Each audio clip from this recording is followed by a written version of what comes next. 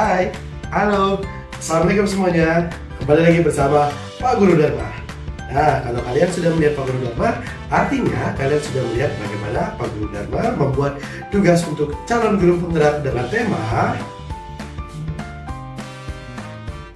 Oke, selamat menyaksikan. Bye-bye.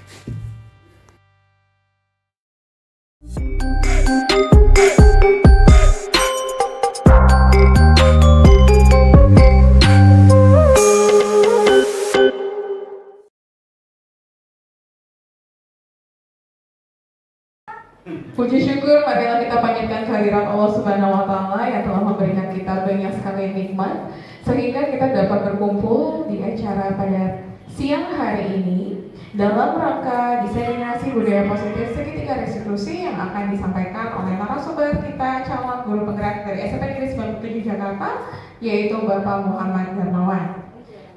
Bapak dan Ibu yang terhormat, Bapak Kepala SMP Negeri 97 Jakarta, Bapak Ari Setiantoro, yang saya hormati Bapak dan Ibu Wakil Kepala SMP Negeri 97 Jakarta, yang saya hormati Bapak dan Ibu Guru, seluruhnya anggota komunitas belajar SMP Negeri 97 Jakarta. Apa kabar Bapak Ibu? Sehat semuanya? Alhamdulillah. Ya, kalau saya tanya sehat semuanya, jawabannya gini ya Bu. Alhamdulillah, alhamdulillah, luar biasa, hore, hore, hore, bisa? Ya, oke. Apa kabar Bapak Ibu? Alhamdulillah, luar biasa, hore, hore, hore. Sekarang, komunitas belajar kita punya jargon sekarang. Bapak Ibu tahu jargon? Apa tuh jargon? Kalau tolak angin jargonnya apa? Orang pintar minum tolak angin. Kalau Kombel 97 jargonnya adalah semangat bersinergi cakep. Bisa? Nah, gampang ya? Iya. Kalau saya bilang Kombel 97, Bapak Ibu bilang semangat bersinergi cakep. Bisa? Iya. Kita mulai. Kombel 97. Semangat bersinergi cakep. Bapak Ibu diingat ya, karena jargonnya akan dipakai terus dan terus seterusnya. Baiklah, saya sebelumnya akan membacakan susunan acaranya terlebih dahulu. Yang pertama adalah pembukaan. Yang kedua adalah sambutan dari ketua komunitas belajar kita. Yang yang ketiga adalah diseminasi budaya positif yang akan disampaikan oleh Bapak Muhammad Darmawan. Tanya jawab dan juga doa penutup. Itulah susunan acara pada siang hari ini. Baik Bapak dan Ibu Guru, sebelum kita mulai acara, kita akan menyanyikan lagu kebangsaan kita, lagu Indonesia Raya. Bapak dan Ibu dimohon untuk berdiri.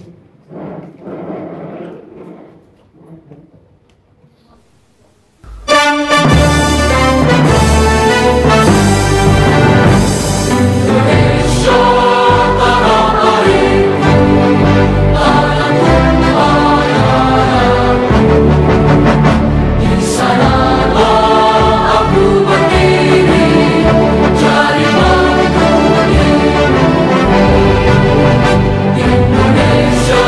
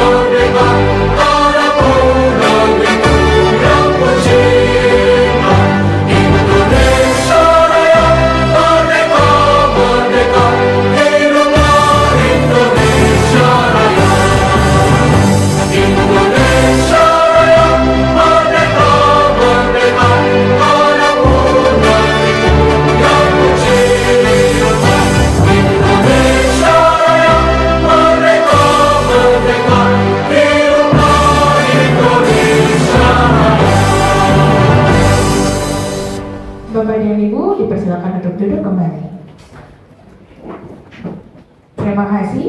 Acara selanjutnya adalah sambutan dari Ketua Komunitas Belajar SMP Negeri 97 Jakarta yang akan disampaikan oleh Bapak Peter Lubis. Kepada Bapak Peter Lubis, kami silakan. Terima kasih Bu Sipani. Selamat sore Bapak Ibu. Sore. Mohon bersabar ya Bapak Ibu.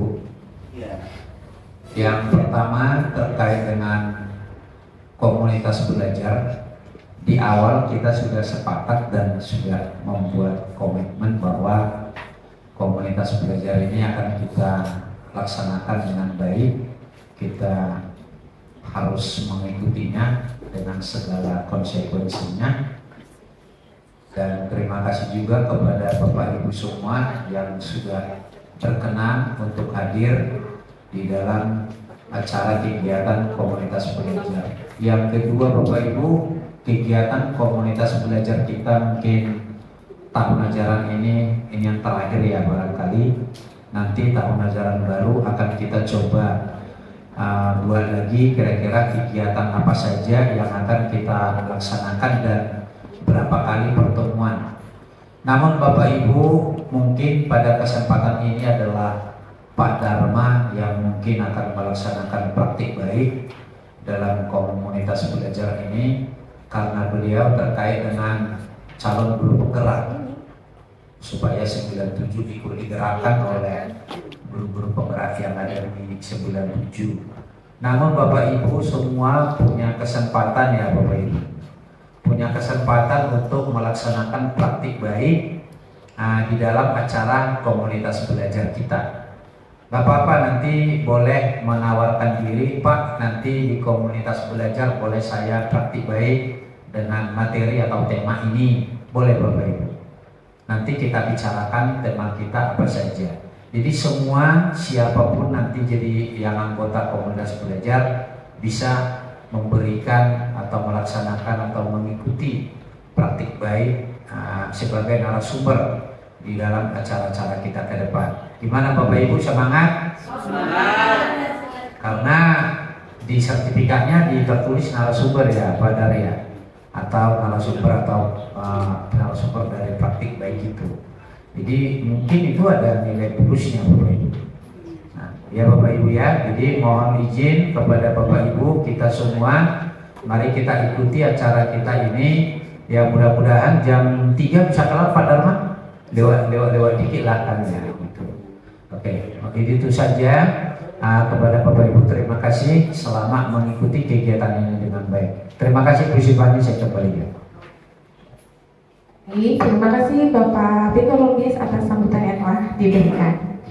Bapak dan Ibu, kita lanjut ke acara selanjutnya, yaitu diseminasi budaya positif segitiga restitusi yang akan disampaikan oleh calon guru penggerak SMP Negeri 97 Jakarta, Bapak Muhammad Darmawan. Tanpa berlama-lama, saya persilakan kepada Bapak Muhammad Darmawan untuk menyampaikan diseminasinya. Baik, terima kasih banyak Bu Sipani. Izin Mister mau berdiri ya. Yang saya hormati Bapak Ari Sabiantoro selaku kepala sekolah. Yang saya hormati adalah Bapak Peter Lubis selaku dari Ketua Komunitas Belajar. Yang saya hormati Bapak Ibu sekalian, dan semoga kita selalu diberikan kesehatan oleh Allah Subhanahu wa taala. Assalamualaikum warahmatullahi wabarakatuh. Salam sehat dan salam bahagia Bapak Ibu sekalian.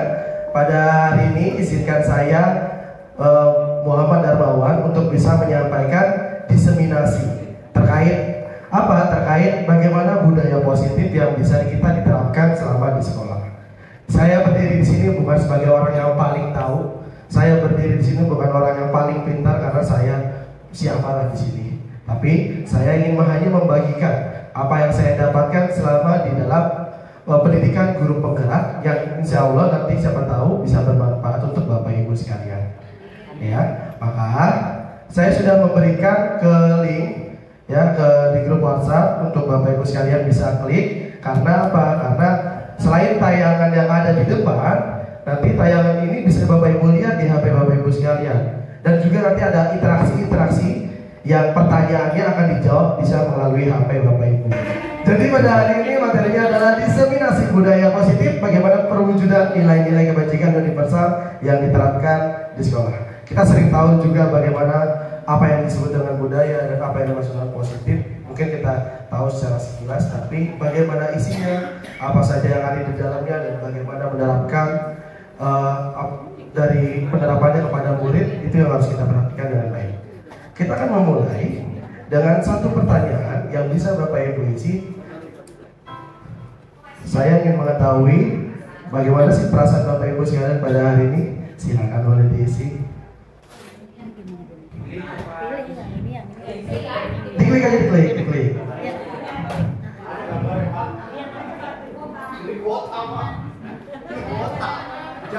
Nah, ada guling. Pakai kuota. Iya, masih menunggu, ada waktunya soalnya. Oke, waktunya sudah habis. Dari sini kita lihat ada 24 orang yang bahagia. Tepuk tangan dulu dong buat Bapak Ibu. Bahagia, luar biasa. Ada 2 orang yang kayaknya ngantuk berat. Ya, nggak apa-apa. Ada 1 orang yang kayak kesel banget itu, ya. Pak Yusuf, karena gambarnya Kesel banget bawaannya itu 1. Tapi akhirnya saya bisa tahu bagaimana perasaan ini, supaya ternyata masih bahagia ya, walaupun siang-siang ini kita masih ada diseminasi. Baik, kita lanjutkan lagi. Ada isian lagi yang bisa Bapak Ibu ketik. Waktunya yaitu cukup lama. Saya ingin merefleksikan bagaimana pengalaman Bapak Ibu ketika berada di sekolah dulu. Kesalahan apa yang paling parah yang pernah Bapak Ibu perbuat saat sekolah? Ini boleh saya bacakan? Boleh Bapak Ibu? Boleh. Ada yang main surat-suratan pas belajar berwasi. Kemudian buat tidak ada. Ada yang manjat pagar. Kemudian dimarahi guru fisika. Sering ngantuk. Ya, isi ke toilet padahal ke kantin, jajan. Ada juga yang begitu. Bolos lewat jendela demi main PS bareng temen. Ada yang seperti itu. Pak Haris tuh biasanya. Kalau nggak Pak Suryadi, yang cowok tuh biasanya. Bolos cari ikan sampai lupa waktu. Ngaku benar padahal jawabannya salah. Ada. Kemudian, oke, waktunya sudah habis ya. Tidak belajar sebelum ulangan sehingga dapat nilai jelek. Kesalahan juga. Cabut-cabutan dari sekolah. Pernah tidak hafal nama guru. Oke. Masuk ke sekolah lewat kantin karena terlambat masuk sekolah sehingga dipanggil PP dan tidak ikut upacara. Wah, Bu Isna tidak ada, Bu Ibas tidak ada. Ya, ibu-ibu yang faton lah. Pak Yusuf ada Pak Yusuf. Pak Yusuf ada. Ya, wah banyak sekali ceritanya. Mungkin ada yang mau berbagi pengalamannya, berbagi ceritanya gimana? Silakan Bapak Ibu. Ada yang mau? Atau kita mau dengar cerita dari siapa? Dari yang ada di sini. Ayo silakan, beri tepuk tangan dulu buat Bu Indah. Boleh Bu Indah maju ke depan, bisa menceritakan bagaimana pengalaman Bu Indah dan kesalahan pada saat sekolah. Baik, terima kasih Pak Dharma. Tadi saya mengisi tidak hafal nama guru, tapi yang saya lakukan ini semoga nggak ada di SMP Negeri 97 Jakarta ya. Saat saya kelas 2 SMA, kalau sekarang kelas 11 ya, saya memiliki guru geografi yang kebetulan mata pelajarannya saat itu menceritakan tentang nama-nama planet, sehingga kami satu kelas memberikan julukan salah satu nama planet kepada beliau. Nama planetnya adalah Pluto. One day saya harus keliling kelas karena kebetulan saya pengurus OSIS yang agak nakal juga nih kayaknya ya. Gitu. Saya diminta keliling kelas untuk memberitahukan materi pelajaran beliau. Beliau sendiri yang menugaskan. Beliau memanggil saya, "Hei Indarwanti, tolong kamu keliling ke semua kelas yang saya ajar, berikan materi ini kepada teman-temanmu Kemudian hasilnya nanti dikumpulkan kembali. Dengan PD-nya saya berjalan keliling kelas karena saya memang biasa keliling kelas untuk kebetulan saya OSIS-nya adalah seksi sosial ya. Jadi kalau ada hal-hal yang berhubungan dengan sifatnya sosial pasti saya akan jalan. Sampai di suatu kelas ditanyalah saya sama guru yang mengajar. Saya sopan, saya santai ya. Assalamualaikum Bapak, permisi, saya menginfokan materi yang harus disampaikan dan yang harus dikerjakan oleh teman-teman. Oh baik, silahkan. Guru siapa yang harus kamu infokan materinya? Saya lupa, belas lupa karena terbiasa memberikan nama julukan gitu ya. Saya bingung, keringat dingin, sehingga teman-teman saya juga bingung ya. Lalu saya bisik-bisik sama teman yang paling depan ya. Saya bilang, tolongin dulu saya. Lupa namanya siapa? Gila loin, mati loin katanya gitu kan. Bisa-bisanya katanya, kamu lupa katanya, bahaya banget. Kebetulan beliau adalah wakil kepala sekolah di SMA negeri saya, di SMA 21 Jakarta. Luar biasa saya gemeteran. Saya cuma bilang, oh my god, ampuni saya, tolong gitu ya. Satu kelas itu lupa juga, karena kami udah terbiasa ya menyebutnya, tapi itu hal yang sungguh jelek dan yang paling dosa yang saya lakukan saat ini. Kemudian akhirnya salah satu teman saya bilang, ih Pak A, katanya gitu. Oh iya, akhirnya saya sebutkan, mohon maaf Pak, perintahnya dari Pak A harus saya laksanakan segera. Oh iya baik, terima kasih.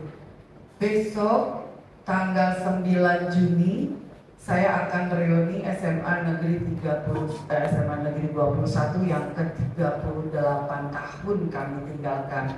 Saya akan sesungkem-sungkemnya kepada beliau karena alhamdulillah beliau masih hidup di usianya yang ke-91 tahun. Terima kasih, itu pengalaman nakalnya saya, sekali-kalinya saya nakal di SMA kelas 2. Terima kasih. Assalamualaikum warahmatullahi wabarakatuh. Waalaikumsalam warahmatullahi wabarakatuh. Boleh Bapak Ibu kasih tepuk tangan lagi buat Bekan yang telah membagi pengalamannya kepada Pak Pluto. Iya, ternyata saat kita kecil kita juga pernah melakukan kesalahan ya Bapak Ibu ya. Baik itu yang kita sadari ataupun tidak. Yang memang karena waktu kita juga lebih banyak di sekolah, maka kita juga pasti punya banyak kesalahan yang dilakukan di sekolah. Mungkin beberapa kesalahan itu karena menurut kita malu, jadi kita tidak ingat lagi apa itu kesalahannya. Nah, sekarang pertanyaan selanjutnya bisa diketik lagi di HP Bapak Ibu masing-masing. Kalau tadi tentang apa itu kesalahannya, sekarang adalah bunyi. Apa sih yang dilakukan oleh Bapak Ibu guru pada saat Bapak Ibu sekolah, pada saat Bapak Ibu melakukan kesalahan? Baik itu bisa kepada Bapak Ibu sendiri atau mungkin kepada teman. Mungkin kalau misalkan dulu ada yang kalau nggak ngerjain PR, dicewer kuping, ngangkat kaki satu, ya kan? Atau hormat bendera kalau misalkan terlambat. Nah, bagaimana pengalaman Bapak Ibu bisa dituliskan? Silakan. Boleh bagaimana tentang pengalaman pribadi atau boleh juga pengalaman yang dialami oleh teman-temannya.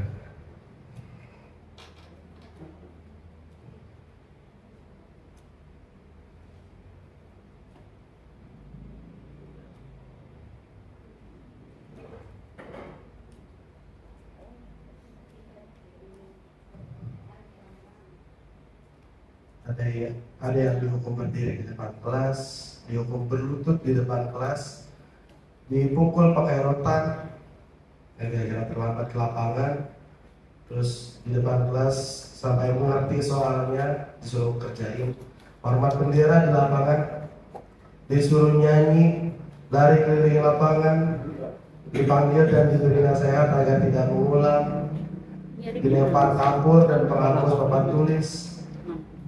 Saya bacanya dilempar kapur dan papan tulis malah.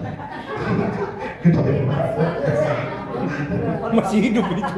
Ditarik jambangnya, kemudian saling jewer-jeweran kuping, Kalau zaman SD Mana? dilempar penghapus, ketika dia ribut dijedotin ke papan tulis, ada yang dipukul pakai penggaris kalau nggak bisa jawab. Serem-serem banget ya. Berdiri di depan kelas tulis berjanji, kemudian wali kelas yang sangat bijak terus dinasihati sampai menangis. Kemudian berdiri di depan kolam sekolah yang banyak lintah, luar biasa, donor darah sekalian ya Parolin ya. Kemudian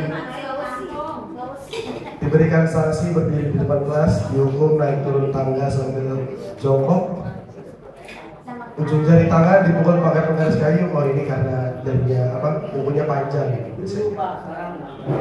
Iya. Dijemur di lapangan, kemudian saling jilat telinga, kemudian dipukul pakai penggaris kayu gara-gara nggak bawa kamus, dilempar pakai penghapus, dihukum berdiri. Kemudian ketika ada teman yang ketahuan merokok, disuruh menghabiskan rokok di lapangan sambil melihat oleh anak-anak yang lain. Ditampar, dicukur, potong celana, dijemur, push up, squat, jam, ratusan, dikubur terakhir. Ada sebenarnya maksudnya ini punya bidang pribadi ya. Nanti ganti Diluapkan semua di sini.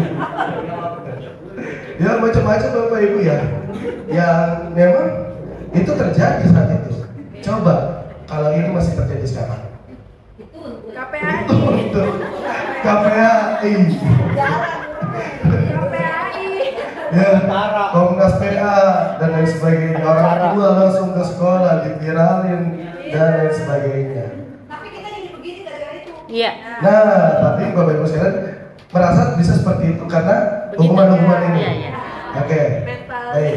Berarti, tapi dari sini kita akan lihat bagaimana sebenarnya pendidikan itu terjadi juga perubahan.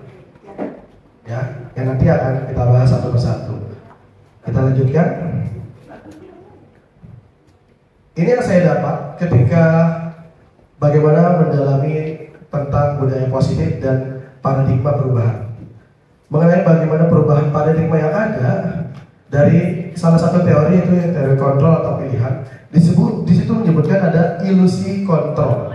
Bagaimana kita bisa merasa memiliki kontrol tersendiri, merasa memiliki kekuasaan terhadap orang lain. Dan ilusi ini yang terjadi pada saat mungkin Bapak Ibu sekolah. Dan ini kental sekali. Yaitu bagaimana ketika guru bisa mengontrol murid, guru menguasai sepenuhnya apa yang diperbuat oleh murid. Murid sama seperti adonan yang harus dipukul-pukul dulu kemudian dibentuk sampai akhirnya bisa jadi sebuah kue yang enak. Itu adalah suatu ilusi. Kemudian kritik bisa membuat orang merasa bersalah. Itu bisa membuat orang merasa bersalah dan bisa menguatkan karakter. Lalu semua penguatan positif, efektif dan bermanfaat. Serta yang paling penting adalah, dan ini adalah ilusi ternyata, orang dewasa memiliki hak untuk memaksa. Kenapa saya bilang ilusi? Karena ini nanti ada kaitannya dengan apa? Dengan kurikulum merdeka, dengan suatu istilah kemerdekaan. Ya. Oke, kita akan contohkan. Mungkin saya butuh 2 orang bapak-bapak kali ya. Satu mungkin Patrik. Patrik boleh maju ke depan, kasih tepuk tangan buat Patrik. Satu lagi Pak Apri. Pak Apri boleh maju ke depan. Kasih tepuk tangan dulu untuk Pak Apri. Sekarang tadi mic-nya satu lagi kemana Bu? Mic-nya mana? Boleh kasih ke Pak Patri atau Pak Apri boleh. Salah satunya. Maju terus, pantang mundur. Ya boleh di depan. Maju terus, jangan berdua, mundur. bapak-bapak. Oke, salaman dulu silakan. Agak-agak sini sedikit Pak. Mohon di sini dikit dua-duanya. Jadi ini adalah salah satu salah satu contoh mengapa kita sebenarnya tidak mulai untuk mengontrol atau memaksa dari apa yang kita kendaki. Ya. Sekarang misalkan Pak Apri punya bunga. Bisa dulu ya Bu ya. Oh ini dia. Pak Apri punya sebuah bunga. Pak Apri berusaha untuk mempertahankan bunga tersebut jangan sampai diambil oleh orang lain, mau bagaimanapun caranya. Sedangkan Pak Tri senang banget dengan bunga. Terus Pak Tri pengen banget.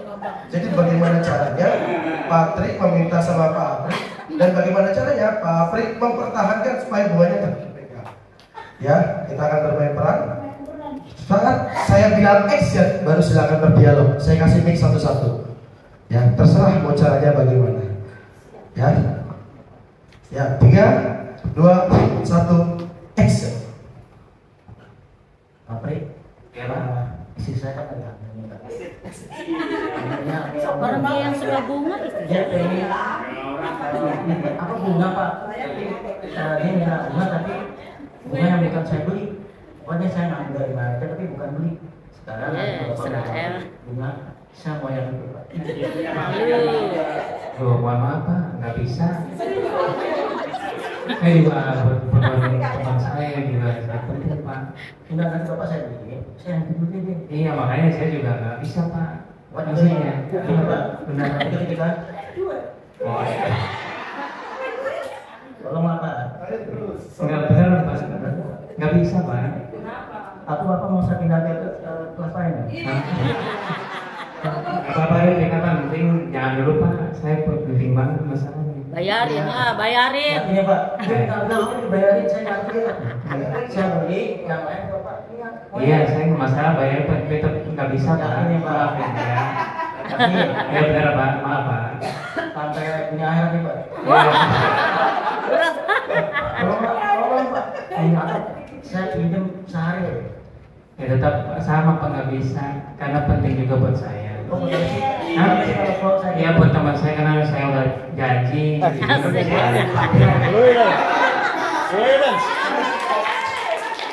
Ini, woi. Jangan kemana-mana dulu, buat Pak Tri sama Pak Apri saya ada pertanyaan yang akan Pak Apri dan Pak Pri jawab. Saya nanya ke Pak Apri dulu, kan Pak Apri mempertahankan bunganya. Coba kasih alasan kenapa sih Pak Apri pengen banget mempertahankan dan apa yang Pak Apri rasakan? Karena saya udah janji dengan teman. Temennya siapa? Karena yang namanya Pandan. janji itu kan harus ditepati Pak kalau menurut saya. Jadi walau bagaimanapun Asik. saya harus bisa janji ke teman saya untuk ngasih bunga ini. Terima kasih Pak Apri. Oke, teman-teman. Boleh sekarang dulu saya kasih bunganya untuk siapa? Kasih ke siapa boleh? Patri. Iya. Bagaimana Patri? Kenapa pengen minta bunga dari Pak Apri terus kenapa bukan bunga yang lain gitu dan apa yang Pak Patri rasakan? Bukan rasa cinta saya kepada istri saya Pak. Karena rasa cinta dengan istrinya. Kemudian saya cari-cari nggak ada dan saat itu nggak boleh beli saya Pak. Nggak boleh beli. Kemudian Pak Apri ada, nah masalah cinta itu. Oke, ketika nggak dapat gimana rasanya? Hancur hati. Oh. Oke, terima kasih banyak Patri. Boleh kasih tepuk tangan buat Patri. Yang luar biasa. Royan punya adik, Patri. Bapak guru ini cocok jadi pembina teater nanti. Ya, Bapak Ibu, ini adalah bagaimana ketika seseorang mencoba memaksa kehendak orang lain, padahal dia pun juga punya satu kehendak sendiri. Maka ujung-ujungnya akan dapat nggak? Bunganya akan dikasih nggak? Enggak. Nggak akan win-win solution. Pasti walaupun misalkan Pak Apri ngasih, ada rasa ya gimana ya? Ada terpaksa, gitu. Ya, nggak akan win-win solution. Kalau misalkan di dalam hal seperti ini, maka dari yang telah saya tangkap ketika dalam pembelajaran pendidikan guru penggerak, perubahan paradigma ini ada dua hal yang bertentangan. Yang selama ini mungkin kita temui dalam kehidupan sehari-hari yaitu stimulus respons. Ketika kita mencoba mengubah pandangan orang lain untuk sama dengan kita. Nah itu stimulus respons yang sama seperti tadi ketika berdua Pak Apri dengan Patri mencoba ingin mengambil bunganya sedangkan Pak Apri betul mempertahankan. Ya. Kemudian berkebalikannya dengan teori kontrol atau pilihan. Kita berusaha kita berusaha memahami pandangan orang lain tentang dunia. Kalau misalkan dua-duanya berusaha untuk bisa mengerti, maka akan bertemu jawabannya. Mungkin Pak Apri boleh pinjemin dulu kemudian dibalikin lagi atau dan sebagainya. Ada konsensus di antara keduanya. Lalu perilaku buruk dilihat sebagai suatu kesalahan. Itu stimulus respon yang selama ini mungkin terlihat di antara kita, ya. Sedangkan di dalam teori kontrol menyebutkan bahwa semua perilaku memiliki tujuan. Semua perilaku memiliki tujuan. Ya, kita hindari dulu bagaimana niat dan lain sebagainya. Tapi pokoknya semua perilaku memiliki tujuan. Lalu orang lain bisa mengontrol saya. Itu dalam stimulus respon. Dan saya bisa mengontrol orang lain. Ya, orang lain bisa mengontrol saya bisa mengontrol orang lain. Sedangkan dalam hal teori kontrol atau pilihan, hanya Anda yang bisa mengontrol diri Anda sendiri. Hanya saya, hanya Bapak Ibu yang bisa mengontrol diri Bapak Ibu sendiri. Sedangkan kita juga nggak boleh mengontrol orang lain. Kita harus memberikan tawaran-tawaran. Ya, karena kalau misalkan selama ini mungkin kita merasa dikontrol orang lain, maka hasilnya juga tidak akan baik. Dan itu yang saya rasakan. Ada perubahan pun juga yang saya rasakan. Ketika misal sebelumnya saya tuh memang, mungkin Bapak Ibu tahu ya, ketika saya sudah selesai ngajar langsung berat sepatu lempar, pas begini lempar pakai sendal. Ya, kemudian Pak hari Bapak Paswal memanggil saya, Pak Dharma tolong gunakan sepatu. Pokoknya saya nggak mau tahu dari jam 7 sampai jam 3 pakai sepatu. Saya pakai sepatu. Tapi mungkin di dalam hati saya nggak ikhlas. Nah itu dari stimulus respon, bahwa saya bisa mengontrol orang lain dan orang lain bisa saya kontrol. Ya, jadi selanjutnya adalah pemaksaan ada saat bujukan gagal. Ketika kita sudah mencoba memujuk, ya di dalam teori stimulus respon akan ada pemaksaan. Jadi sinilah. Gitu. Ketika saya pendidikan itu bahkan ada sampai rebut-rebutan tuh, ya sampai kesel-keselan. Sehingga di dalam stimulus respon pun juga ada istilah bahwa model berpikir menang kalah. Ujungnya seperti itu. Padahal seharusnya di dalam teori yang satunya lagi bahwa adalah kolaborasi dan konsensus menciptakan pilihan-pilihan baru. Akan ada diskusi-diskusi lagi dan model berpikir win-win solution atau model berpikir menang dan menang. Ini adalah perubahan paradigma dari stimulus respon dan teori kontrol pilihan lainnya. Ya, jadi siapa yang sesungguhnya memiliki kontrol adalah diri kita sendiri. Siapa yang memiliki kuasa adalah diri kita sendiri. Dan kita berusaha untuk coba tidak dikuasai oleh orang lain.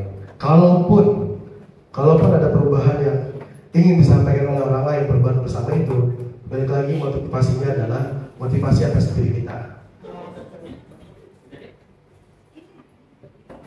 Hingga kemudian, ini kita skip dulu. Ini akan berkaitan dengan apa Bapak Ibu, dengan disiplin positif.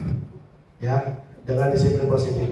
Pada dasarnya mungkin kita tahu istilah disiplin. Saya pun juga ketika membina pramuka, ketika anak-anak mungkin tidak mau mendengarkan, ya artinya nggak disiplin. Ketika dia sering terlambat, dia tidak disiplin. Padahal seharusnya dalam bahasa Latin disiplin itu kata dasarnya adalah disiplina, yang artinya adalah belajar, bukan kepatuhan, bukan ketaatan, bukan pemaksaan, tapi disiplin itu belajar. Ketika dia belajar dengan apa kesalahannya, ketika dia belajar dari kesuksesannya, ketika dia belajar dari apapun, makanya disebut disiplin. Maka ada istilah disiplin ilmu, belajar dengan ilmu pengetahuan yang ada, itu adalah disiplin. Ya, jadi yang sekarang terjadi adalah bahwa disiplin itu dianggap sebagai suatu kepatuhan yang menyebabkan ketidaknyamanan, dan itu yang coba diubah dari sekarang. Ya, ini yang saya coba dapatkan dari pendidikan guru penggerak itu. Sehingga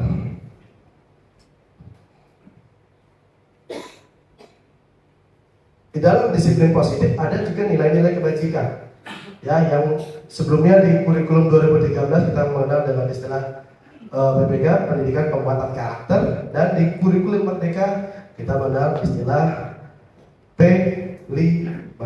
Apa P5? Penguatan profil pelajar Pancasila. Yang isinya ada berapa elemen Bapak Ibu? Ada Nah, yang pertama, beriman dan bertakwa pada Tuhan, ya, dan berakhlak mulia. Yang kedua, berkebinekaan global. Yang ketiga, bergotong royong. Kemudian yang keempat, kreatif, lalu bernalar kritis dan mandiri.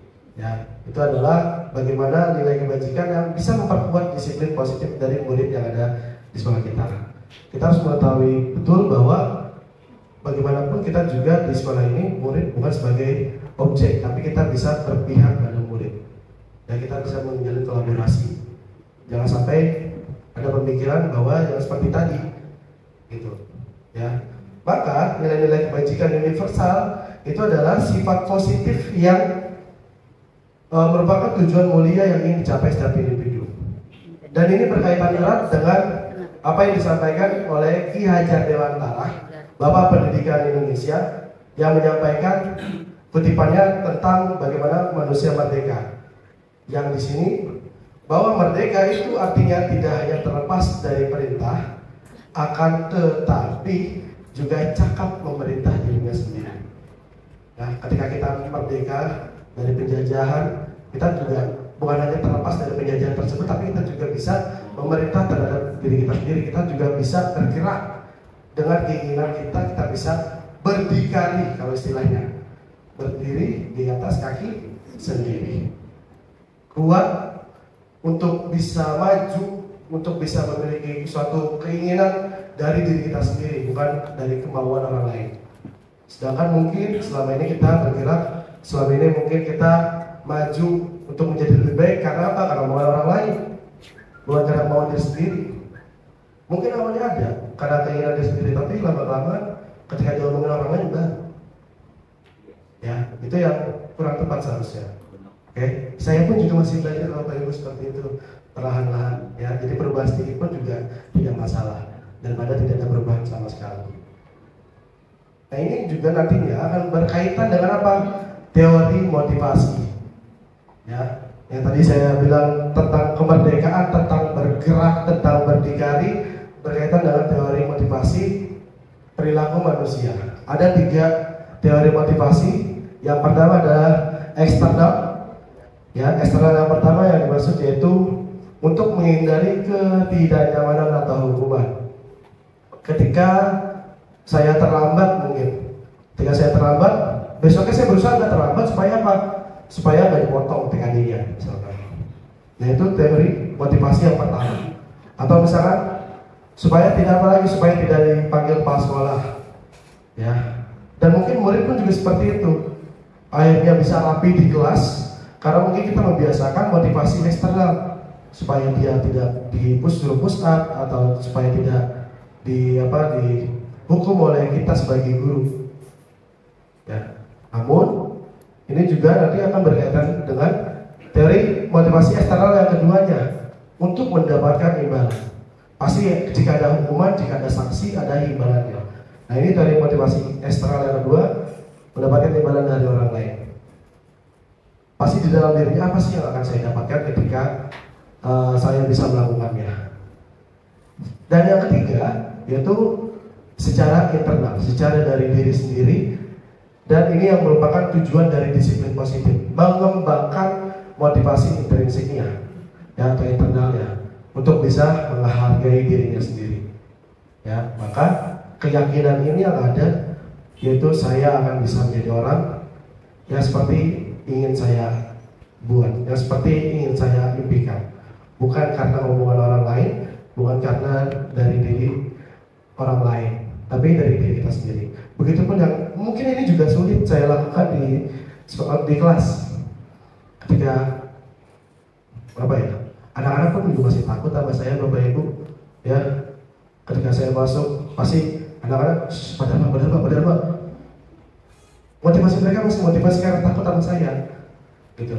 Saya udah pernah saya ketika ngajar di kelas pun juga udah mencoba untuk melucu, tetap aja karena takut. Ya, soalnya Mbak, memang kadang-kadang untuk membuat fokus ketika belajar, saya biasanya bukan kaget. Ya, itu yang membuat kadang-kadang takut, tapi mungkin nggak bisa bikin anak-anaknya dibangun ketika di kelas ya.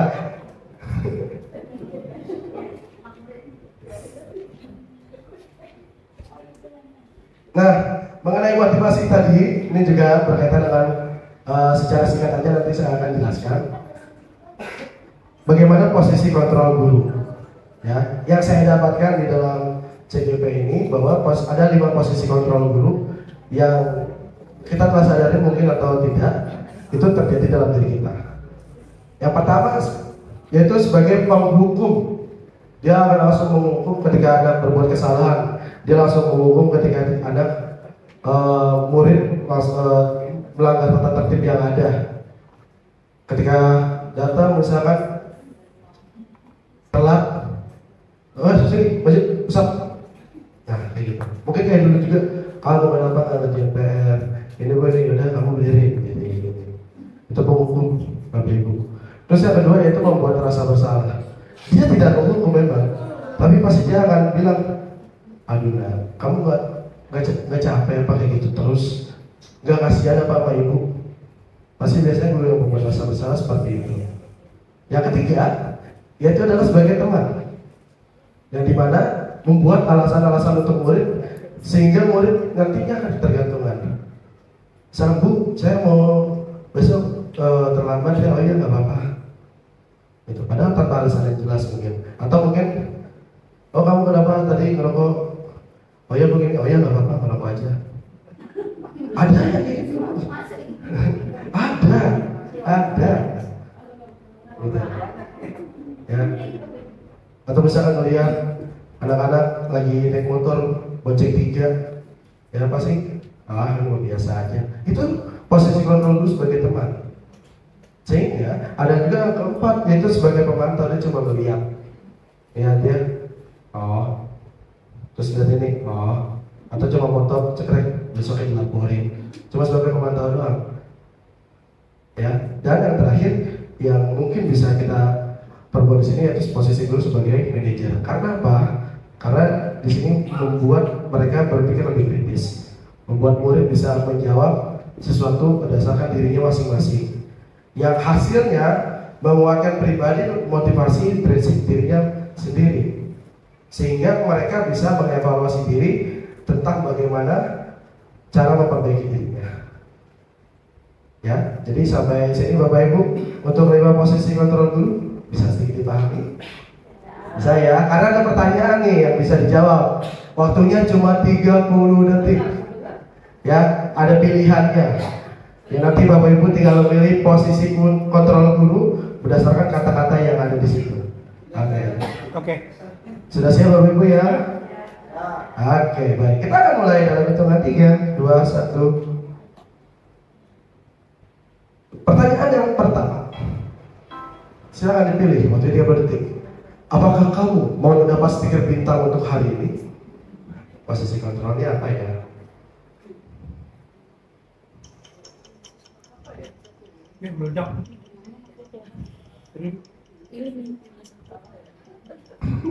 Ya.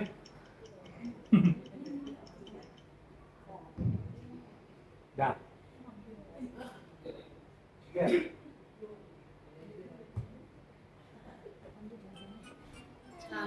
Ada yang benar? Benar. Oke, boleh tepuk tangan buat yang benar. Ya. Jadi ini sebagai pemantau. Baru salah satu. Ya, jadi bukan sebagai manajer, Salah sebagai semua. penghukum. Aku manajer. Gimana sih Sarah? Ya, selanjutnya yang kedua masih sama situasinya atau perkataannya yang berbeda. Kenapa kamu selalu nggak pernah mengerti apa yang sudah Bapak Ibu ajarkan?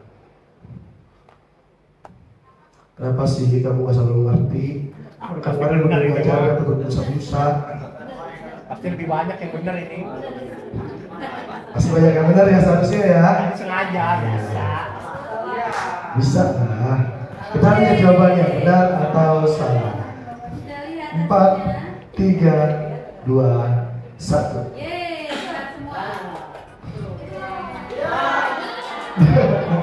Udah baik juga dong salah mulu. Salah lagi sih. Seti. Hati-hati Bapak Ibu. Saya juga ketika mengerjakan soal-soal seperti ini juga awalnya juga salah selalu. Oh ternyata ini bukan membuat merasa bersalah, tapi penghukum. Ya. Tadi mau jawab itu. Lagi ya, bukan satu lagi, ada 3 lagi Pak. Saya kasih Pak. Siap, siap. Yang selanjutnya. Gak apa-apa kan namanya juga belajar. Apa saja yang harus kamu lakukan untuk menyelesaikan masalah ini? Nyontek.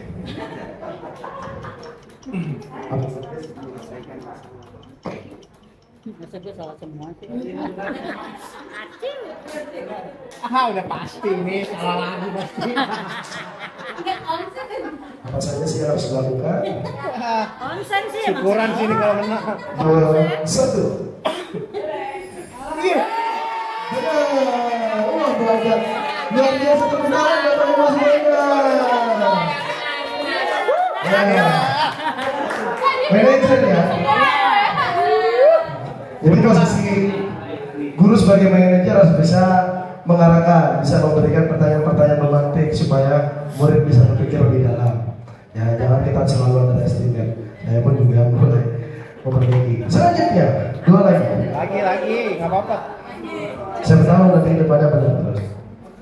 Kamu pasti bisa lakukan yang terbaik dari Bapak Ibu ya, Bapak atau Ibu ya. Udah pasti ini mah, salah lagi. Seharusnya benar ya. Udah pasti. Nggak mau lah ranking bawah, nggak mau. Ketahuan. 6, 5, 4, 3, 2, 1.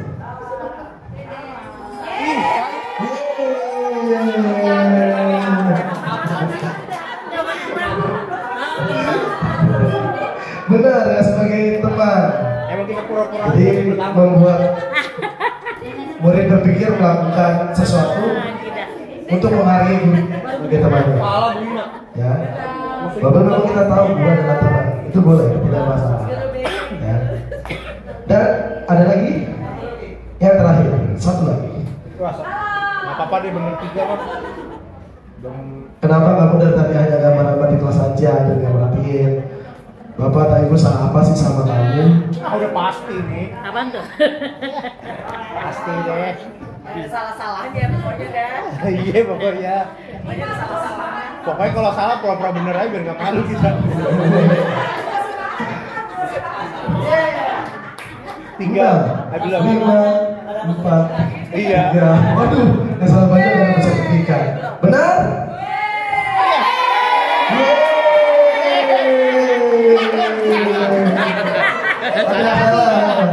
Tidak apa-apa. Gua agak beres. Gua ngapain? Gimana gua mau ngajar nih? Pantas nih pensiun lah. Namanya juga disiplin ya, atau belajar.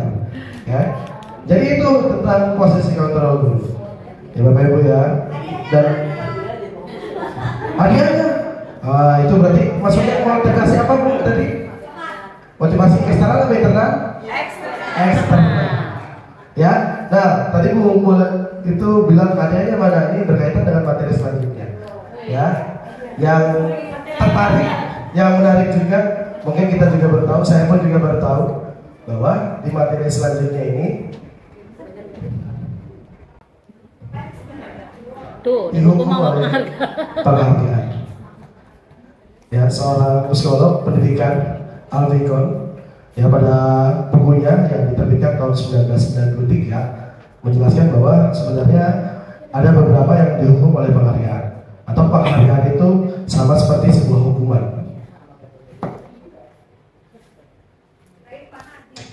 Ya, penghargaan itu sama seperti sebuah hukuman. Maksudnya bukan berarti ketika dia salah, oh kamu telat ya datangnya ini 20.000, bukan. Bukan seperti itu. Ya, tapi yang dimaksud adalah ketika mereka selalu sering diberikan hukuman, ketika murid selalu sering diberikan penghargaan, maka mereka akan merasa untuk, oh berarti besok datangnya nggak telat lagi deh, biar dipuji oleh Bu ini. Kasih bakwan. Gitu. Ya, karena ini kaitannya dengan ketika seseorang meminta atau membujuk seseorang melakukan sesuatu untuk memenuhi tujuan dari orang yang tersebut. Ya, makanya itu sebutnya penghargaan adalah suatu hukuman. Dampaknya apa? Dampaknya bisa menurunkan kualitas siapa dua-duanya. Kemudian mengurangi ketepatan pada saat mengerjakan, yaitu mengurangi motivasi yang seharusnya motivasi itu berasal dari dirinya sendiri, ini motivasinya dari orang lain. Dan yang terakhir adalah menurunkan kualitasnya, ya. Sampai kemudian ini akan berkaitan dengan kebutuhan dasar hidup manusia. Ada 5 kebutuhan dasar hidup manusia. Yang pertama yaitu kebutuhan untuk bertahan hidup, yaitu makanan, pakaian, tempat tinggal, kesehatan, dan lain sebagainya. Ini untuk bertahan hidup. Kemudian rasa sayang dan diterima. Ya, bagaimana seseorang bisa diterima, bagaimana seseorang bisa dipedulikan, berbagi dan kerjasama. Ini juga kebutuhan yang namanya juga kebutuhan dasar manusia. Kebutuhan ini juga dibutuhkan oleh murid. Ada murid yang merasa di rumahnya orang tuanya udah berantem terus, di sekolah dimarahin juga, maka dia nggak akan mendapatkan kebutuhan rasa sayang. Selanjutnya penguasaan, untuk bisa harga diri, untuk bisa berprestasi, untuk diakui, didengar. Ya, ketika mungkin tadi saya masuk ke ruang panitia, Franco nggak berhenti Pak Dharma. Nah itu juga merupakan kebutuhan dia untuk bisa dikuasai, untuk bisa diakui atau didengar. Ya. Maka kalau misalkan, tapi juga saya sering banget sih ada ketika saya jalan ada anak yang ngomongin, tapi saya ingin ngedenger, emang karena kupingnya juga yang kurang dengar ya.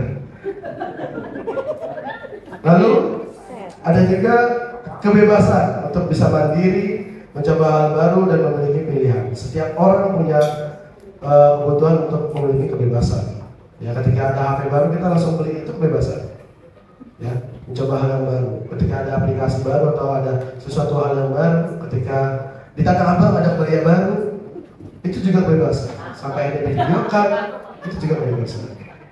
Dan yang terakhir adalah kesenangan. Ya, pasti setiap orang punya kebutuhan untuk bersenang-senang, untuk ketawa-tawa, antusias dan lain sebagainya. Dan 5 kebutuhan dasar ini juga yang dibutuhkan, yang juga diinginkan oleh murid-murid kita di 97 ini. Jadi kita juga jangan sampai merasa, oh pokoknya kalau kamu belajar di kelas Bapak, kamu nggak boleh ketawa. Dulu pernah kayak gitu waktu SD. Kalian semua di sini nggak boleh ada ketawa. Kalau kalian ketawa sama aja kalian ketawa ibu. Gitu.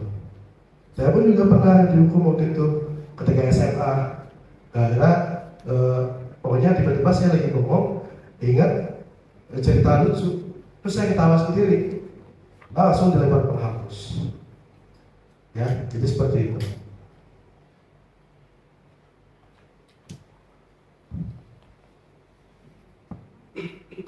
Sehingga dengan kebutuhan-kebutuhan dasar ini kita tahu ada namanya hukuman, maka ada juga konsekuensi, dan terakhir ada juga restitusi.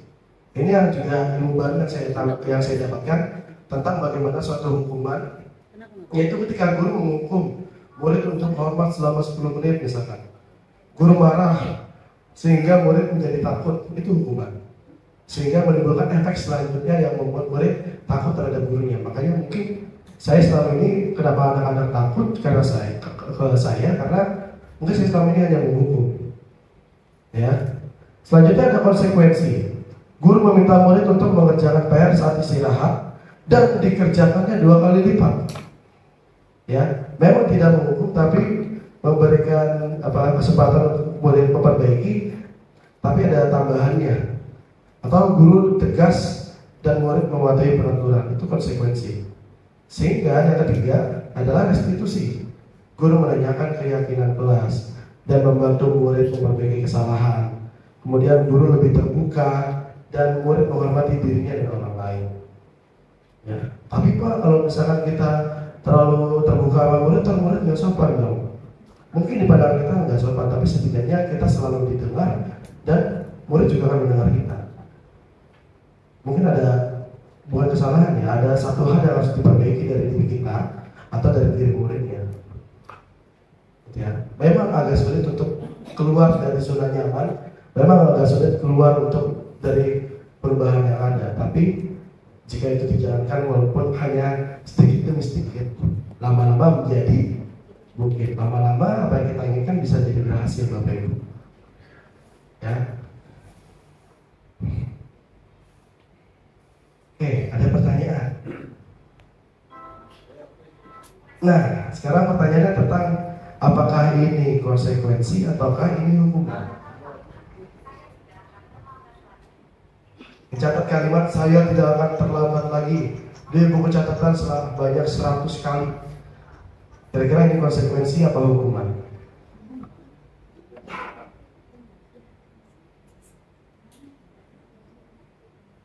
Yeah. 3, 2, 1.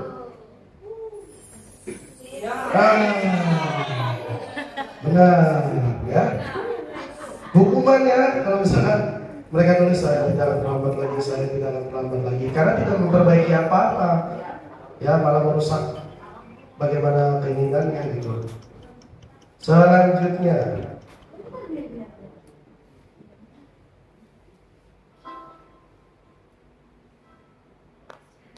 menggantikan kertas tugas teman yang telah dicoret-coret.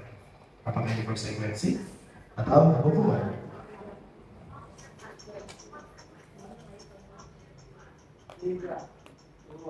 Belum, sabar Malon.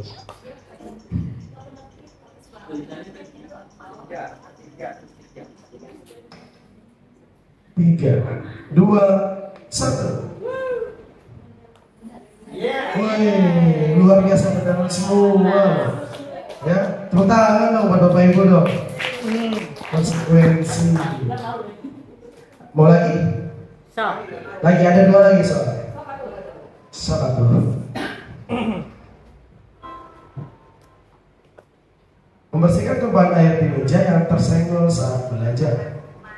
Apakah hukuman atau konsekuensi?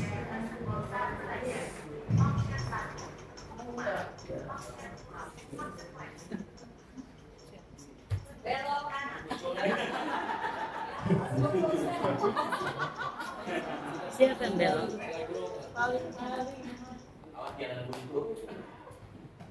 2, 1. Konsekuensi. Ya, benar ya. Oke, masih ada yang udah hukuman. Terakhir. Untung pilihannya cuma 2. Kalau 3. Iya, tadi kita salah. Terakhir.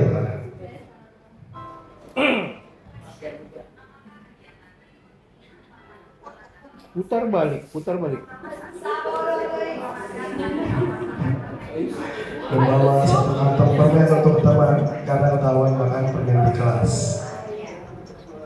Apakah ini hukuman atau konsekuensi?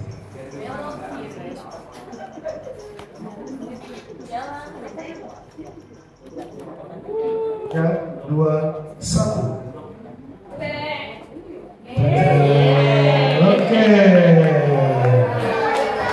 Apa saya yang salah nggak apa-apa, ya. Baik Bapak Ibu, saya lanjutkan untuk materi yang terakhir. Ya, materi yang terakhir yaitu tentang, ini materi intinya adalah restitusi. Saya pun juga ketika awal dengar apa sih restitusi, saya belum tahu apa itu restitusi.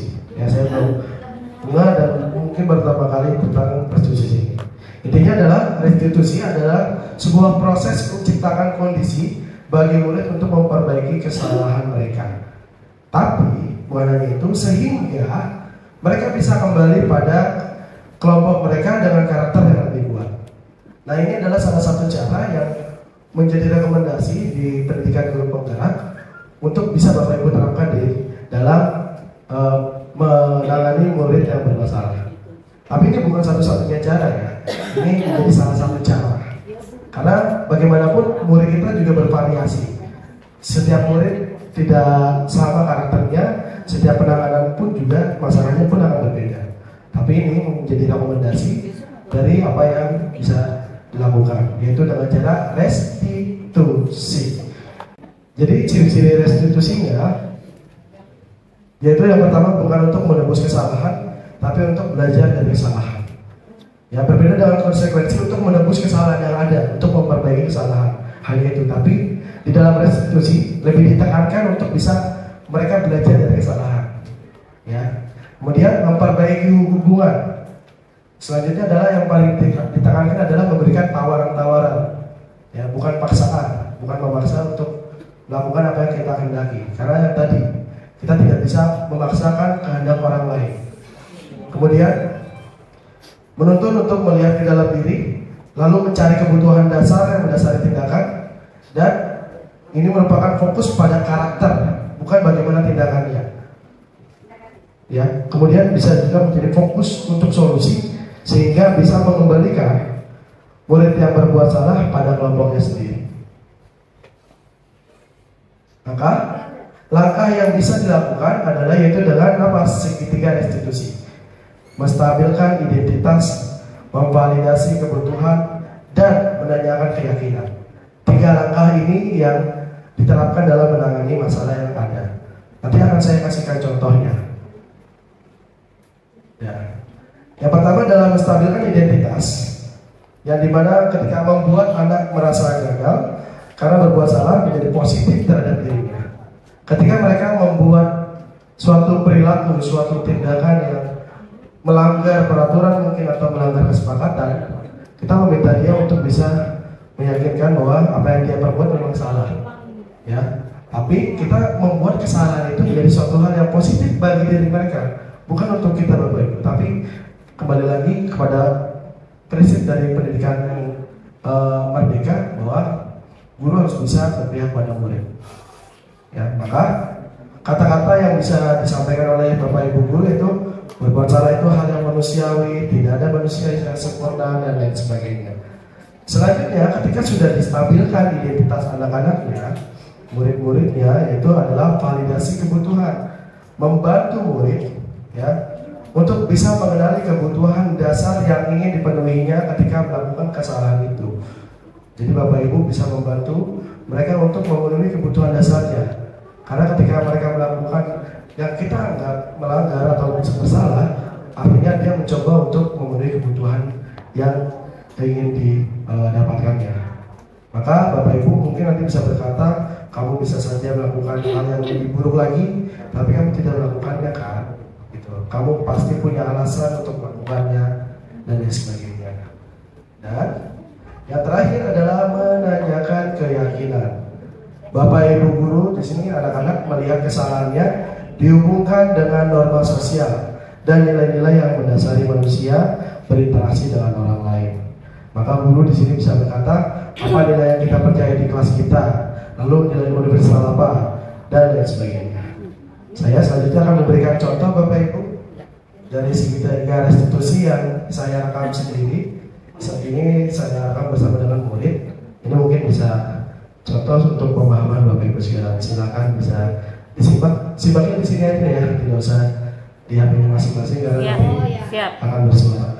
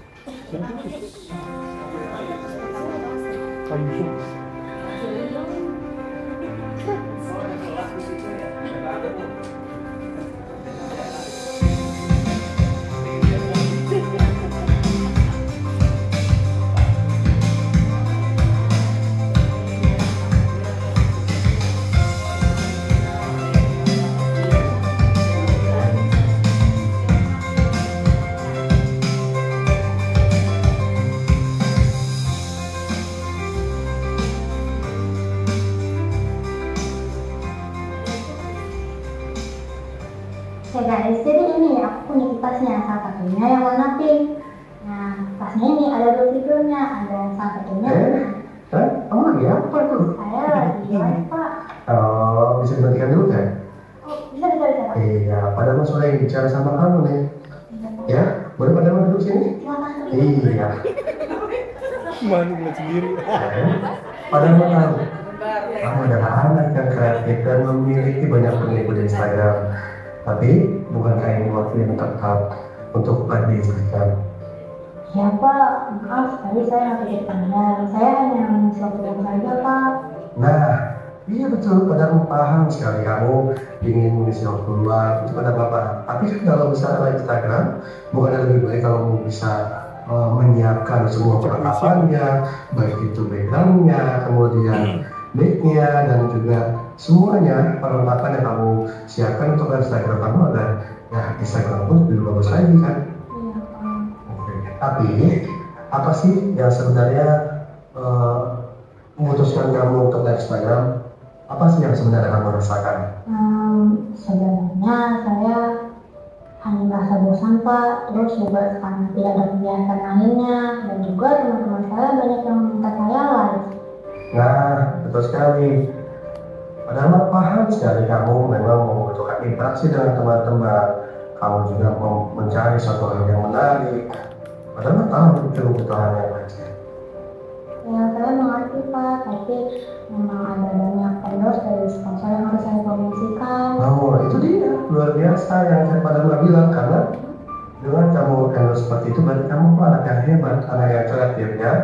Dengan begitu seharusnya kamu bisa live lebih proper lagi, lebih mempersiapkan lagi. Karena padahal sering lihat kok kamu sedang live, dan padahal kamu bisa mempromosikan produknya dengan baik, bisa juga membuat produk itu supaya laku terjual. Ya? Iya Pak. Dan kamu kan sebagai murid pasti sudah tahu apa tanggung jawab kamu sebagai murid. Ya, pertanyaan pertama adalah apa sih yang sudah kita sepakati terkait penggunaan ponsel di dalam kelas? Iya Pak, memang kita tidak diperbolehkan menggunakan handphone jika tidak ada hubungannya dengan pelajaran. Nah, betul itu. Sekarang apa sih yang bisa kamu lakukan supaya kamu tetap bisa berinteraksi dengan teman-teman tanpa kamu melanggar peraturan yang kita sepakati bersama? Mungkin saya bisa live di saat luar jam pelajaran, atau mungkin saat istirahat, atau mungkin seperti yang kalian bilang tadi, mungkin saya bisa live saat sudah pulang di rumah dengan alat yang sudah memadai Pak. Tepat sekali. Kamu bisa menggunakan waktu yang kosong ketika berada di sekolah. Bagaimana menurutmu? Betul Pak, menurut saya kalau jam kosong lebih baik saya membaca buku literasi. Kebetulan beberapa buku di sini saya yang bawa. Wah, itu dia yang dibutuhkan.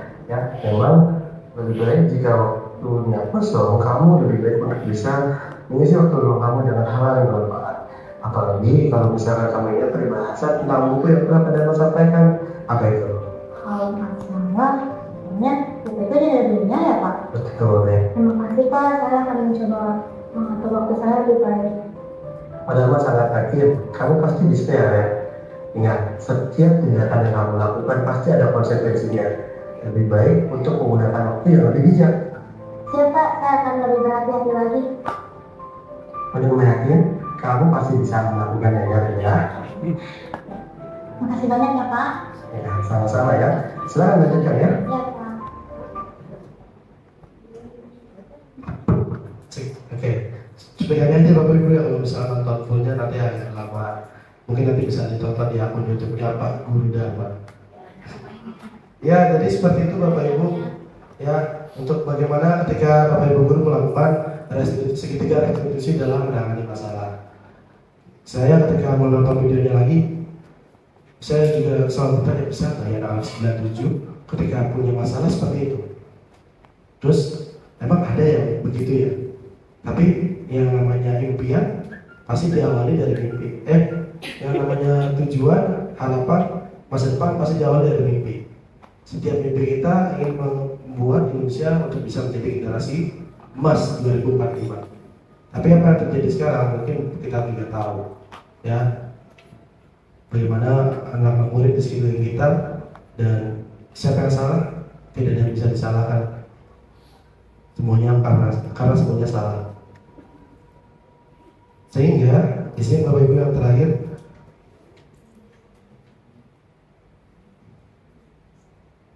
untungnya alhamdulillah di 97 banyak sekali kegiatan budaya positif yang diterapkan di sini. Ya, mulai dari pembiasaan 5S, ya, kemudian kegiatan pagi dan lain sebagainya. Ini adalah pembiasaan budaya positif yang mungkin saya lihat paling banyak dari PPD dari teman-teman sekolah yang lain. Teman-teman sekolah yang lain tidak sebanyak dari budaya positif yang ada di sekolah kita. Tepuk tangan dulu dong buat SMP sebelum itu.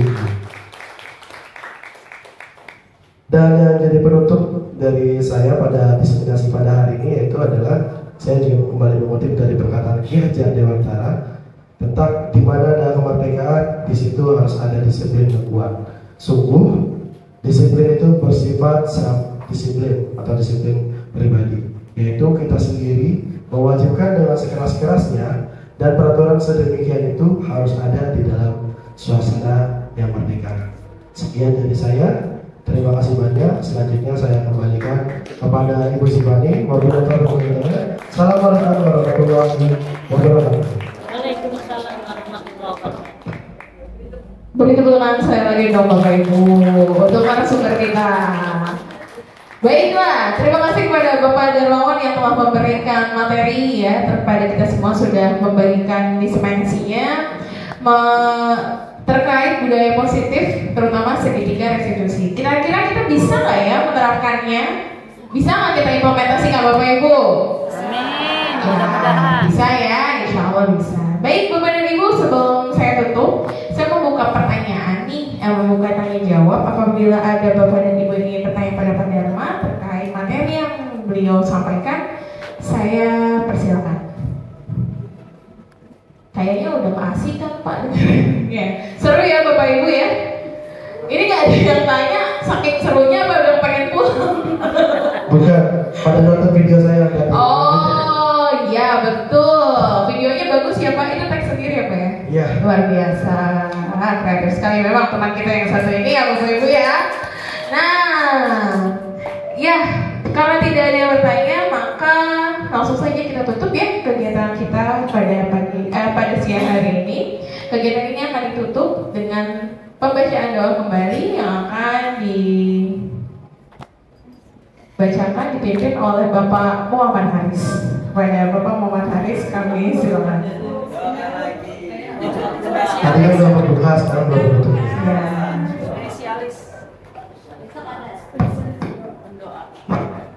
Terima kasih. Assalamualaikum warahmatullahi wabarakatuh.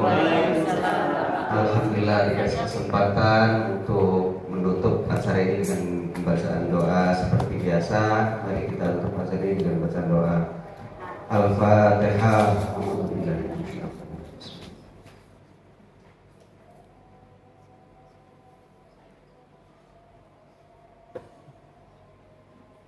Astaghfirullahaladzim, astaghfirullahaladzim, astaghfirullahaladzim. A'udzubillahi minasyaitonir rajim. Bismillahirrahmanirrahim.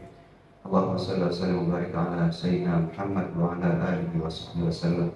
Allahumma anfa'na bima 'allamtana wa 'allimna ma yanfa'una wa zidna ilman warzuqna fahma. Allahumma inna nas'aluka as-sihhata wal 'afiyata wa husnul khuluqi. Allahumma inna nas'aluka as-salamata fid din wa 'afiyatan fil jasadi wa ziyadatan fil 'ilmi wa barakatan fil rizqi wa taubatan qabla al-maut wa rahmatan 'inda al-maut wa maghfiratan ba'da al-maut. Allahumma hawwin 'alaina fi sakaratil maut wan najata minan nar wal 'afwa 'inda al-hisab. Rabbana taqabbal minna innaka antas samiul alim wa tub 'alaina innaka antat tawwabur rahim. Rabbana atina fid dunya hasanatan wa fil akhirati hasanatan wa qina adzabannar. Wa sallallahu ala sayyidina Muhammadin wa ala alihi wa sahbihi wasallam. Subhana rabbika rabbil izzati amma yasifun wa salamun alal mursalin alhamdulillahi rabbil alamin. Wassalamualaikum warahmatullahi wabarakatuh.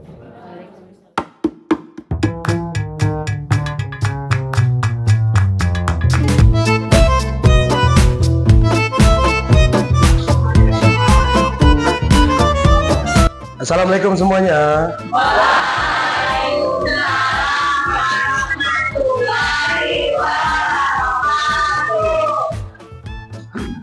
Sebelum mulai pada pelajaran hari ini, mari kita berdoa. Berdoa dimulai. Berdoa cukup. Memberi salam. Assalamualaikum warahmatullahi wabarakatuh. Oke, baik. Selamat pagi. Pagi. Luar biasa. 97 cakep. Baik, selamat pagi anak-anak semuanya. Salam sejahtera untuk kita semuanya, anak kelas 8A. Pak Dharma izin memperkenalkan diri. Pak Dharma adalah wali kelas dari kelas 8A. Yang dimana ini adalah hari pertama kalian bergabung dengan kelas 8A, 8 Amazing. Tepuk tangan semuanya. Maka, karena ini adalah hari pertama kalian harus bisa saling mengenal satu sama lain. Oleh karena itu, kita akan ice breaking terlebih dahulu. Dengan apa? Dengan lembar post-it yang nanti kalian akan menuliskan ciri khas yang ada di tubuh kalian di dalam satu lembar ini. Di atas ditulis namanya, di bawah tulis satu saja atau dua ciri khasnya. Misalkan Pak Dharma, tulis Pak Dharma, ciri khasnya misalkan yang pertama memiliki tai lalat dekat hidung, ya, atau seperti apa? Bisa dipahami semuanya? Iya. Oke, baik, terima kasih banyak. Nanti Pak Dharma akan langsung membagikan ini kepada kalian. Kalian tulis, jangan sampai teman kalian melihatnya.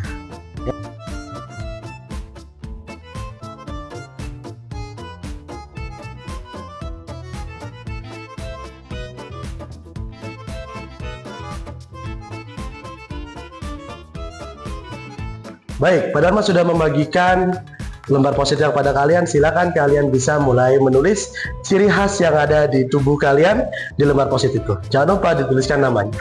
Silakan.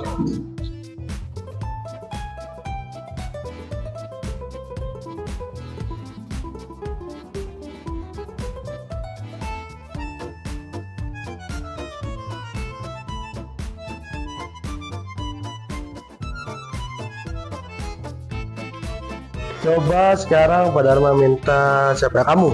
Silakan coba dibacakan berdiri. Ya, silakan dibacakan. Memiliki hidung pesek dan tai lalat di bagian pipi kiri. Nah, memiliki hidung pesek dan tai lalat di bagian pipi kiri. Pipi kiri. Yang mana? Coba boleh ditunjuk. Yang mana? Nah, siapa namanya? Kesia, Pak. Kesia, betul situ Kesia? Kesia, Pak. Ya, betul Kesia. Tepuk tangan. Ya, silakan Kesia bisa maju untuk memperkenalkan dirinya. Assalamualaikum semuanya. Waalaikumsalam. Perkenalkan, nama saya Kesia Gina Sifani. Asal SD saya SDN UKS 20 Pagi. Saya dari kelas 7E. Siapa namanya? Kesia. Saya tepuk tangan buat Kesia. Silakan duduk. Baik anak-anak sekalian, tadi kita sudah dalam sesi perkenalan. Sekarang kita akan mulai membuat sebuah keyakinan kelas. Yang dimana harapannya keyakinan kelas ini bisa diikuti untuk semua. Supaya apa? Supaya kelas kita menjadi kelas yang tertib, aman, dan selalu bahagia.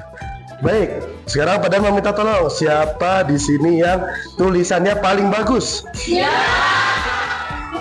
Ya, saya Pak. Oh iya, silakan bisa maju, kasih tepuk tangan dulu. Kita akan mulai membuat sebuah keyakinan kelas, yang dimana tadi seperti Pak Dharma sampaikan bahwa keyakinan kelas ini akan membuat kelas kita menjadi kelas yang aman, nyaman, dan bahagia. Sekarang Pak Dharma ingin mendengar aspirasi dari kalian. Apa saja yang harus kita masukkan ke dalam keyakinan kelas ini? Yuk, silakan angkat tangannya. Baik, adakah yang ingin berpendapat? Silakan boleh angkat tangan. Ya, satu persatu. Oke, siapa dulu ya? Kamu. Ya, menurut kamu apa yang harus dipersiapkan? Tidak boleh bermain mengobrol sama teman. Tidak boleh mengobrol Sama teman saat jam pelajaran. Teman saat jam pelajaran. Baik, silakan ditulis. Tidak mengganggu atau mengobrol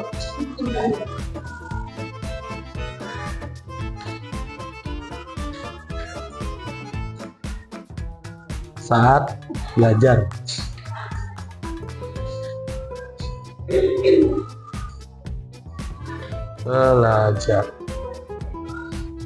Baik. Adakah lagi yang ingin menyampaikan? Angkat tangan. Oke, kamu silakan sampaikan. Tidak boleh bermain HP saat guru sedang menerangkan. Tidak boleh bermain HP saat guru sedang menerangkan. Apakah sepakat? Siapa lagi yang ingin berpendapat? Oke, kamu. Ya, menurut kamu apa yang harus disepakati lagi? Menggunakan tutur kata yang baik dan sopan. Menggunakan tutur kata yang baik dan sopan. Baik, silakan ditulis. Mengerjakan tugas tepat waktu. Mengerjakan tugas tepat waktu, apakah sepakat? Tidak boleh makan saat jam pelajaran, Pak. Tidak boleh makan saat jam pelajaran, apakah sepakat? Baik. Boleh makan saat jam pelajaran.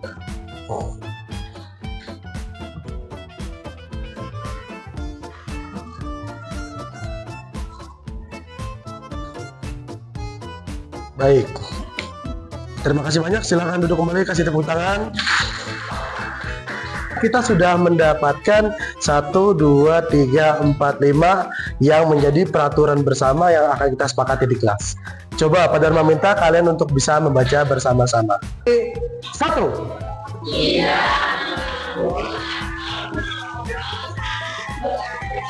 Dua.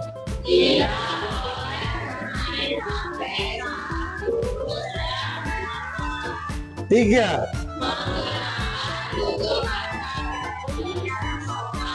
4. 5.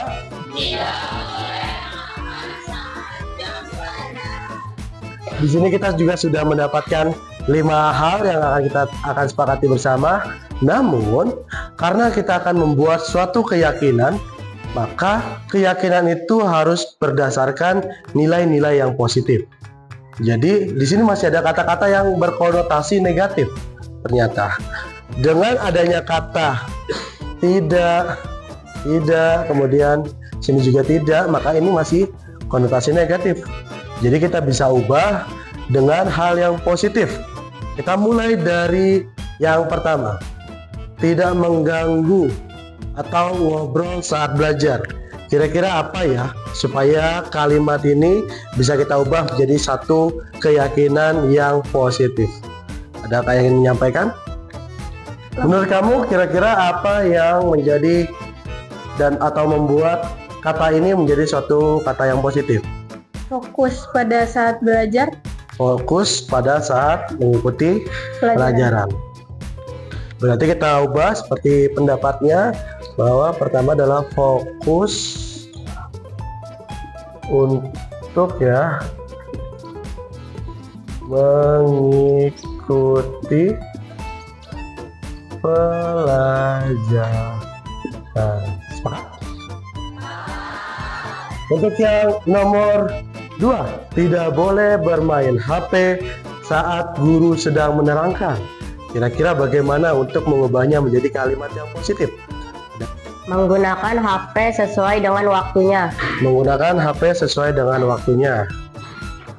Baik, selanjutnya berarti tadi seperti yang disampaikan adalah menggunakan HP sesuai waktunya. Sepakat? Nomor ketiga, menggunakan tutur kata baik dan sopan. Apakah ini sudah positif? Tidak. Kita checklist. Yang keempat, mengerjakan tugas tepat waktu. Sudah positif? Sudah. Kita checklist juga. Dan yang terakhir, tidak boleh makan saat jam pelajaran. Apakah ini positif atau negatif? Masih negatif. Berarti kira-kira kalimatnya untuk berubah menjadi kalimat positif apa ya? Menurut saya, kalimat itu bisa diganti dengan menghargai orang lain. Ya, baik. Yang ketiga berarti yang selanjutnya adalah menghargai orang lain. Apakah sepakat? Ya, kita sudah mendapatkan 5 kalimat positif yang akan kita gunakan untuk kesepakatan kelas. Tapi Pak Dharma ingin mencoba langkah selanjutnya, yaitu kita akan mengidentifikasi dari kalimat keyakinan kelas yang sudah kita buat, ini bisa diterapkan di mana? Apakah bisa diterapkan di sekolah atau hanya di kelas kita aja? Maka nanti Pak Dharma akan membagikan atas posit ini, nanti kalian bisa maju satu persatu. Kalau menurut kalian ini bisa diterapkan di kelas saja, kalian bisa gunakan posit yang warna pink. Kalian maju, ambil, lalu tempel di situ. Tapi kalau menurut kalian ternyata keyakinan kelasnya itu atau kalimatnya bisa kita terapkan di sekolah juga, kalian bisa maju dan mengambil posit yang warna hijau. Bisa paham semuanya? Oke, silakan bisa maju satu persatu dan mengambilnya lalu menempelnya ke depan.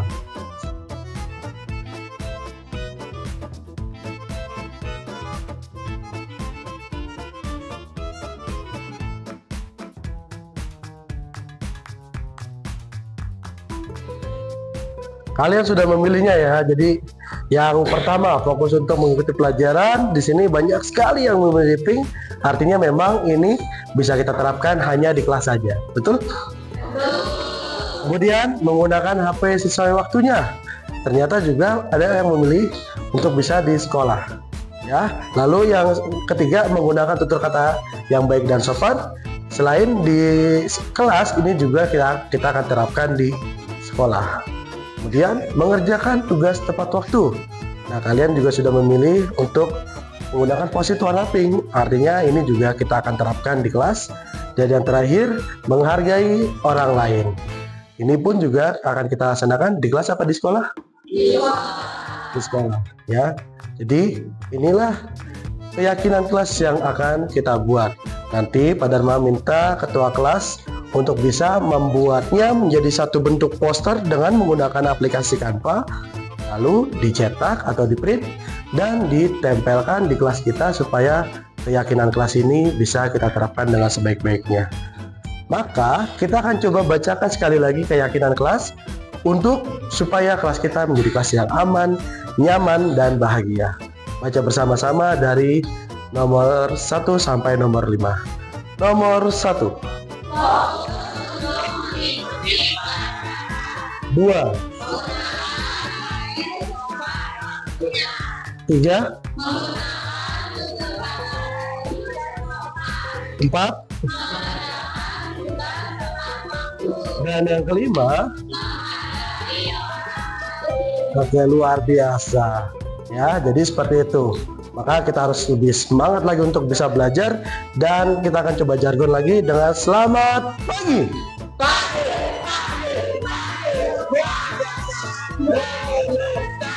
Sebentar semuanya. Dengan adanya suara bel sudah berbunyi, artinya waktu kita sudah selesai pada hari ini. Dan ini adalah sudah waktunya kalian untuk bisa pulang ke rumah masing-masing. Maka dari itu, pada meminta ketua kelas, silakan kamu bisa pimpin untuk berdoa bersama-sama. Silakan. Bersiap. Sebelum pulang, alangkah baiknya kita berdoa. Berdoa dimulai. Berdoa cukup memberi salam. Assalamualaikum warahmatullahi wabarakatuh. Waalaikumsalam warahmatullahi wabarakatuh. Terima kasih banyak dan hati-hati di jalan semuanya. Terima kasih, Pak.